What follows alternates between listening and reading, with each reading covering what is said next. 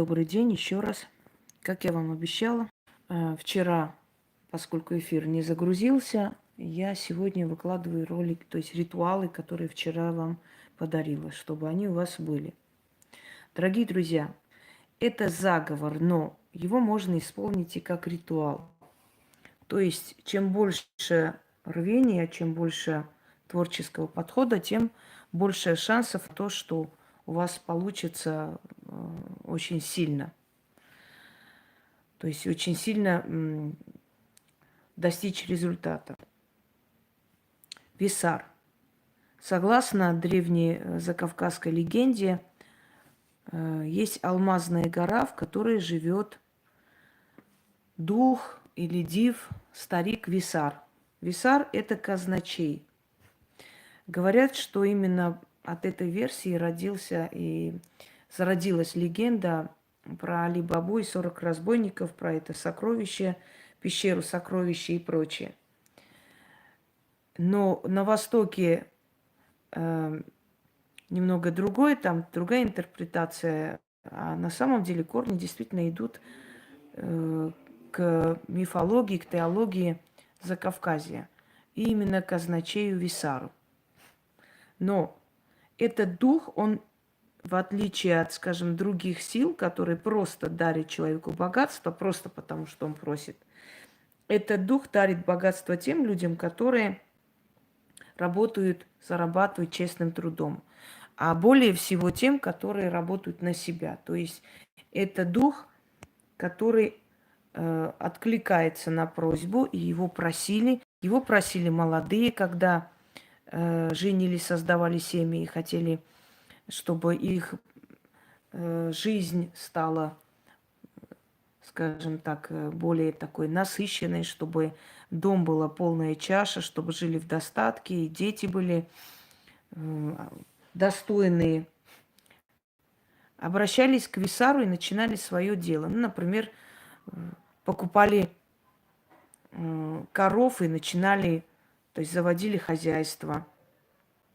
У нас соседская собака что-то в последнее время надоела, воет, кричит.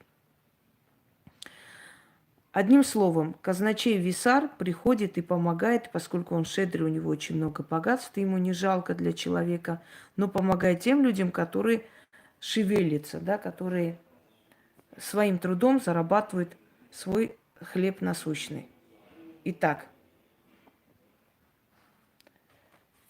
читать нужно 8 раз. Я прочитаю, может быть, 2 раза, потому что у меня не хватит памяти для того, чтобы прочитать сколько нужно. Читать нужно 8 раз. Можно читать, положа руку на, скажем, деньги, на украшения. Можно читать, глядя на свой кошелек. Можно читать днем, можно читать вечером, ночью, это не важно. Можно подготовить алтарь, а можно без алтаря. Но еще раз говорю, что чем больше атрибутов богатства, чем больше притягивающих атрибутов богатства, тем сильнее срабатывает данный ритуал. Может быть, можно сравнить результат призыва казначея Висар, например, Анея, она как бы срабатывает у всех, Висар больше огненным знаком склонен, но может сработать и у других людей. В любом случае, это очень сильная работа и, естественно, даст результат, как и все другие работы. Начнем. Темной ночью священных теней я призываю, я выкликаю духа богатств, изобильной казны, хранителя злата с алмазной горы. Висар, Висар, неси мне в дар 1000 кошельков, набитых деньгами, сотни сундуков с мехами и шелками, дюжину мешков с богатыми дарами.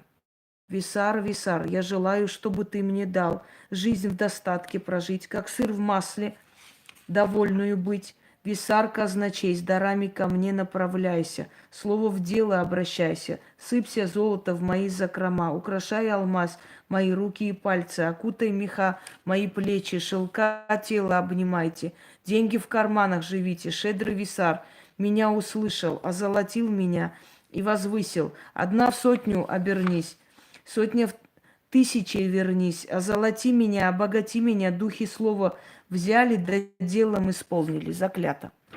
Хочу попросить еще раз и предупредить. Пожалуйста, не нужно писать под роликами ритуалы и заговоры.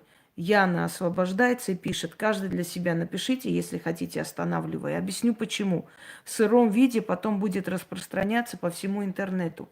Нужно, чтобы ритуал был с описанием и полностью очень подробно, как положено, как должно быть.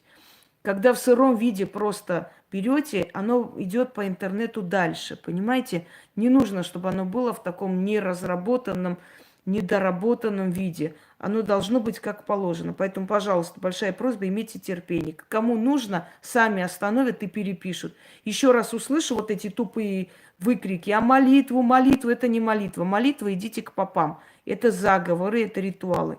Если очень нужно, человек перепишет. Люди, покупая или находя старинные книги, по ночам сидят, перелистывают эти рваные, знаете, страницы и просто как-нибудь выявляют эти буквы и переписывают эти древние знания, потому что понимают, что они очень сильны, они им помогут. А здесь, знаешь ли, даешь им в руки, очень сложно взять и переписать. Остановите текст, переписать, если тебе надо. Ничего страшного, человек должен стараться. Когда он старается, думает об этом, он пропускает через себя. Иногда люди говорят, что просто переписывали ритуал, и он получился. Не просто так, понимаете?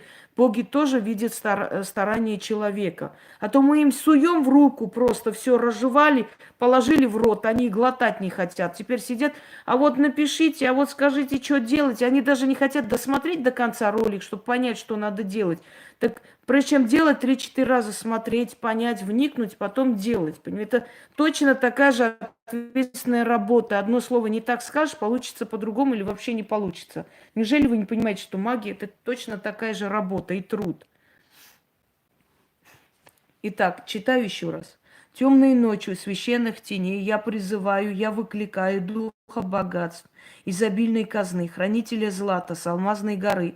Висар, Висар, неси мне в дар тысячи кошельков, набитых деньгами, сотни сундуков с мехами и шелками, дюжину мешков с богатыми дарами. Висар, Висар, я желаю, чтоб ты мне дал жизнь в достатке прожить, как сыр в масле, довольную быть.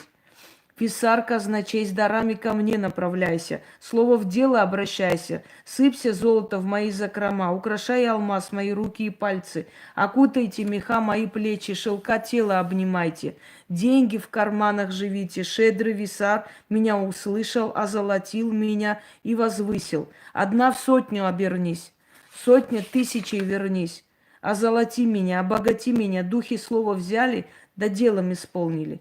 Заклято.